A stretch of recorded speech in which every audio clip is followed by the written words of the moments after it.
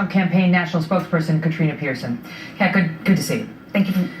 Listen, so the only reason I pressed her in her prior statements was because the public's trying to decide now that she's been injected into this campaign whether she is credible, whether they can believe these specific allegations, right? Ms Piggy and in particular Ms Housekeeping, which has a whole different connotation. Absolutely. Right? Having said that, there's no question that he really berated her about her weight and was so insensitive about weight, Katrina. And you know there are so millions of Americans out there, and you know that how that makes them feel. So why shouldn't they hold it against him that he was so hard on her when it came to her weight? Well, I think if we look at the context, we are talking about beauty pageants. These individuals who participate in these contests have a weight clause in their contract. This was not something that Mr. Trump just did. This is organization-wide. We can look at 2011 when Miss San Antonio was told she had to lose weight in order to compete for Miss Texas. There's a reason why Miss Universe 2013 published her diet in Shape magazine. But you know, he has called some women fat pigs.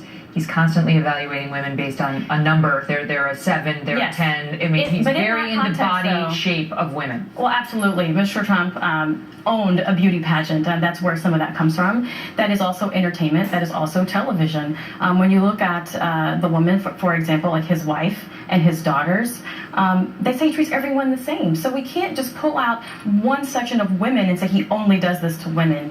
He will criticize those who criticizes him. Well, he says you can't be a 10 if you're flat-chested. He hasn't said the equivalent of a man. Well, I think everyone has their own opinion on what a 10 is, but I will say that this particular charge is extremely important because as you asked her to back up the statement of what she said, did he or did he not? Are there any witnesses that can back up your claim of what he said? Because that's really what's catching fire here. As you mentioned, the Miss Housekeeping is what's really bringing on a worse connotation. Well, but Miss Piggy's bad too, and even this. But she didn't back any of that up, Megan. But here he is. Here's Trump on Stern talking about her. Listen. You whipped this fat slob into shape. I don't know how you did it. I see all these diet plans, everything else. God bless you.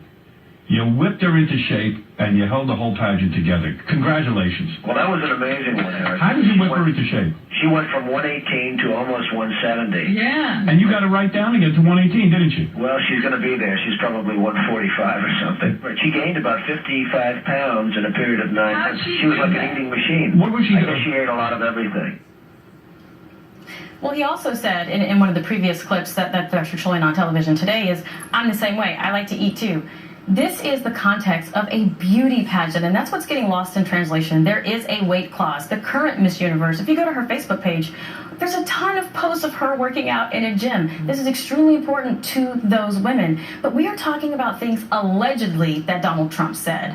Well, not what he actually said. A lot of this is on tape. Well, a lot of that's on tape, but calling her those names, that's not on tape, and there are no witnesses. We need to be focusing on actions like Hillary Clinton and what she did to that 12-year-old little girl that was brutally raped to the point to where she could no longer have children. That is something that's permanent, that sticks with a woman, and she laughed about it. All right, I gotta go. That's a longer story to get into for another night. Katrina, good to see you. Thank you.